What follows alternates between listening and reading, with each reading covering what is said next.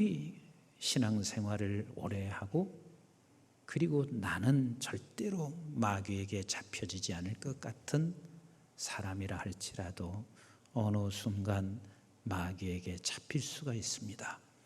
그래서 성경은 우리에게 수없이 말씀하세요. 한두 번 말씀하는 게 아니에요. 깨어 있으라. 깨어 있으라. 그래서 깨어 있어야 할 이유 3가지를 여러분들에게 말씀드리겠습니다. 하나는 마귀의 올무에 걸려들게 됩니다. 우리는 하나님께 잡혀야 할 사람이 마귀의 올무에 잡혀 있게 됩니다. 이게 마귀가 우리의 올무를 잡을 때는요, 사람이 풀 수 없어요. 오직 풀 수 있는 방법은 하나님이 하셔야 돼. 어떤 누구도 예외되지 않습니다. 아무리 그가 신앙생활을 지금까지 잘했어도 예외되지 않습니다. 이 마귀는 우는 사자같이 삼킬 자를 날마다 찾고 있습니다. 그래서 우리는 날마다 깨어 있어야만 한다고 성경은 우리에게 말씀하시고 계세요. 2번째, 깨어 있어야 할 이유는 시험 때문에 그렇습니다. 시험에 들게 되어 있습니다. 마가복음 14장 38절 우리 한번 같이 읽습니다. 시작. 시험에 들지 않게 깨어 있어 기도하라. 마음에는 원이로되 육신이 약하도다 하시고, 여기서 시험에 들지 않게 한다 하는 말은 하나님과 나 사이를 의심케 만드는 것입니다. 그래서 예수 그리스도께서 제자들을 향해서 얘들아, 시험에 들지 않게 기도해. 기도했어야 돼요. 그런데 저들은 결국 그것을 이기지 못하고, 그래서 예수 그리스도께서 십자가에 달려 돌아가는 그 순간 한결같이 저들은 나 예수 몰라요. 나는 그분 만난 적 없어요. 이렇게 제자들이 말을 합니다. 그리고 3번째입니다. 이런 때 만약에 주님이 오시면 큰일 나요. 어떤 때? 내가 마귀의 올무에 걸려들었을 때, 내가 시험에 빠질 때 주님 오시면 큰일 나요. 물론 우리의 구원은 그분이 책임져 주세요. 그러나 그분 앞에 섰을 때 얼마나 부끄러울 것인가. 그래서 3번째는 언제 주님이 오실지 몰라. 그래서 우리는 깨어 있어야 할 이유예요.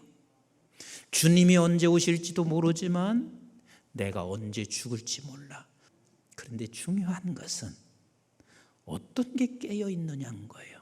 오늘 성경에서 깨어 있으라 하는 이 말은 2가지를 여러분들에게 말씀하시고 있는 거예요.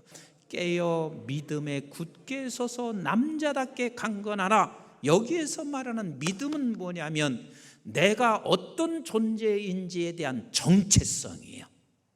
인간 깨어있는 사람은 정체성을 늘 확실하게 붙잡고 그 정체성을 가지고 있는 자가 결국은 그리스도인답게 사는 거예요.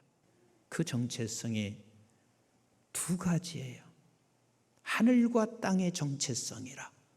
마태복음 28장 18절에 우리 주님께서 마지막 제자들에게 명령하시는데 이렇게 당신의 정체성을 말하고 있습니다. 하늘과 땅의 권세를 가진 내가 너와 함께 있다.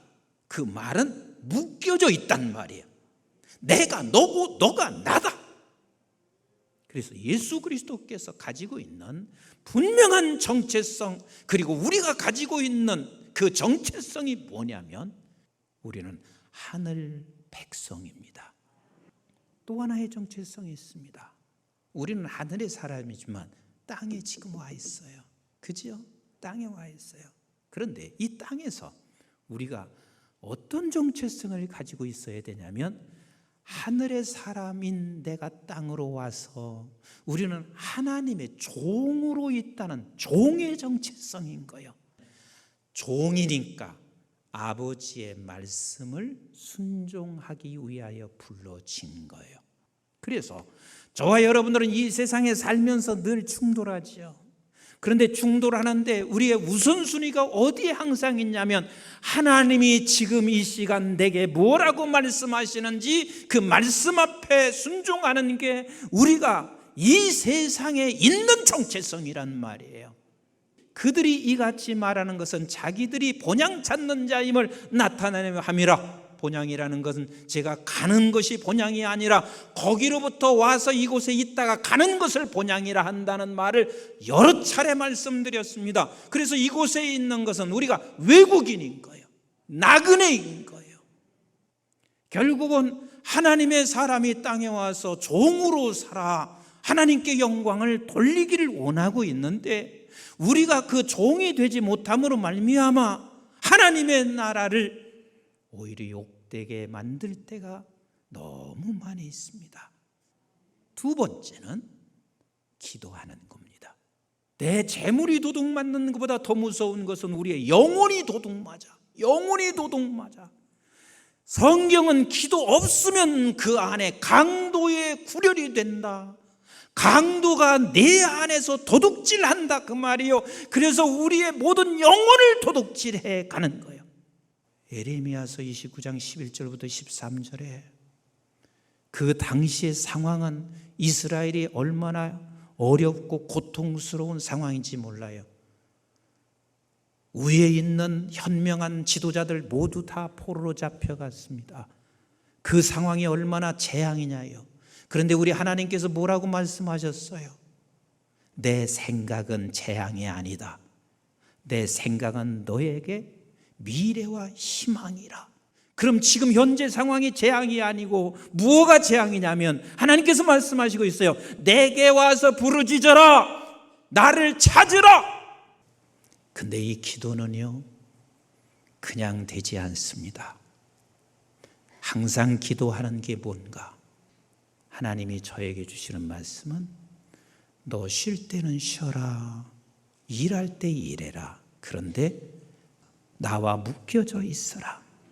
그래서 늘 쉬면서 하나님을 찾게 되고 잊지를 않고 일하면서 하나님을 찾게 되고, 하나님께서 저에게는 쉬지 않고 기도하는 방법을 이렇게 가르쳐 주셨습니다. 어렵지 않더라고. 매우 쉽게 내 수준에 맞게 하나님이 가르쳐 주시더라고요.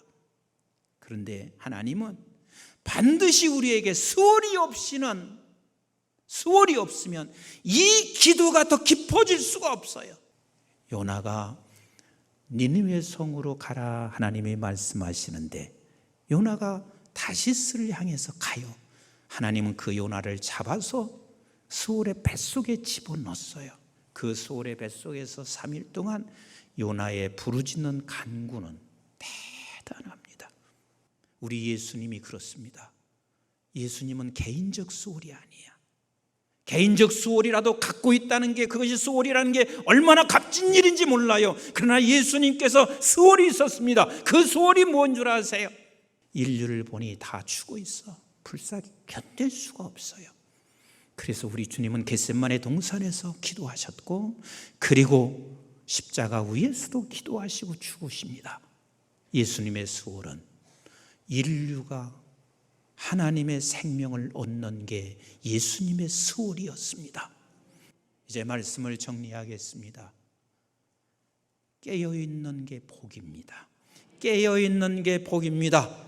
내가 깨어 있어야 할 이유는 마귀가 나를 올무 삼아 가장 가까이 아니면 나와 관계해야 할 그 사람들이 내게서 무너지고 내가 무너지기 시작해요. 그리고 시험 들게 되어 있습니다. 언제 우리 주님이 임하실지 내가 그곳에 갈지 아무도 알 수 없습니다. 깨어있는 것은 내가 정체성을 바로 갖는 것이고, 그리고 두 번째는 기도하는 것입니다. 그래서 우리는 그것을 놓치지 않기 위하여 수호를 반드시 내가 가지고 하나님 앞에 기도하여 우리 모든 성도들 다 깨어있기를 주의 이름으로 축원합니다. 깨어있어 복 있기를 주의 이름으로 축원합니다. 기도하겠습니다.